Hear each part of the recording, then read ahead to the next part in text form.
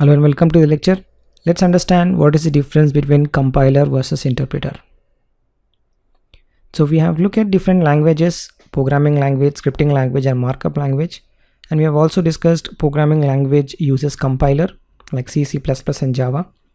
And scripting language use interpreter like PHP language, JavaScript, Python, and Ruby. So what is the real difference between compiler and an interpreter? Let's understand this. Well, in the compiler based languages, you write your code, then you compile your code. And once you compile the code, you get another machine level code, which you basically execute it. Okay. So there is this two part that you have to do. Whenever you write a code, you have to compile it and you have to run the compiled code. That's the programming languages like C, C++, and Java, where you write the code, but you cannot execute that code. You have to compile it first. Then once you compile, you get something called as machine level code, and then you execute that machine level code. Okay. So let's look at an example. Let's understand how to compile a Java program. Okay. So I have this Java program. Let's open this up, open with Notepad. Okay. Very simple Java program to print hello world, right? But you cannot execute this code. Okay. You have to compile this. When you compile, you get something called as machine level code, and then you execute that code. So let's run this program. So before you run this program in the programming languages, you have to compile this. When you compile, you will get something called as machine level language. So when you compile, observe there's a file create, and you can only run that file. Okay. So let's compile the program. And when you compile the program, it will create something called as class file. So let's open this file. Okay. You cannot understand this program, right? Because this is machine level language. Okay. So let's run this. Okay. So you're able to print it now.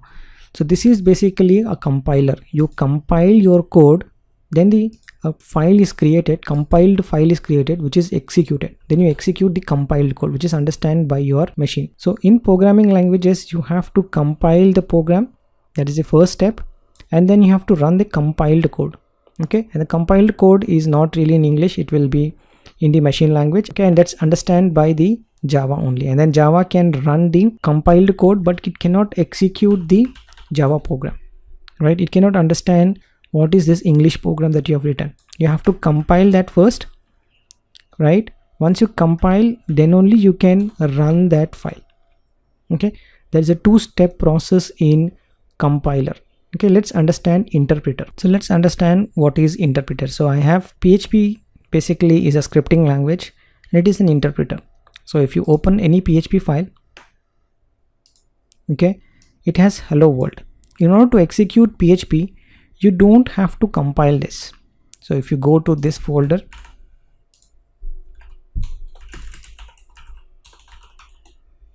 okay, you have 1.php. You don't have to compile it first, but you can really execute as it is. You can see I did not compile it. There's no compiled code here as well. Okay, this is called as interpreter, where it is in interpreter you don't have to compile it. It interprets as it is running the file.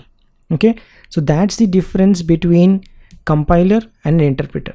Well, that's the difference between a compiler, wherein you write the program, compile it, and run it. In interpreter, you don't have to compile it. You just write it and then run it. And PHP is a scripting language that use interpreter. Java is a programming language which use compiler. Okay, so that's the difference between compiler and interpreter, and I'll see you in the next one.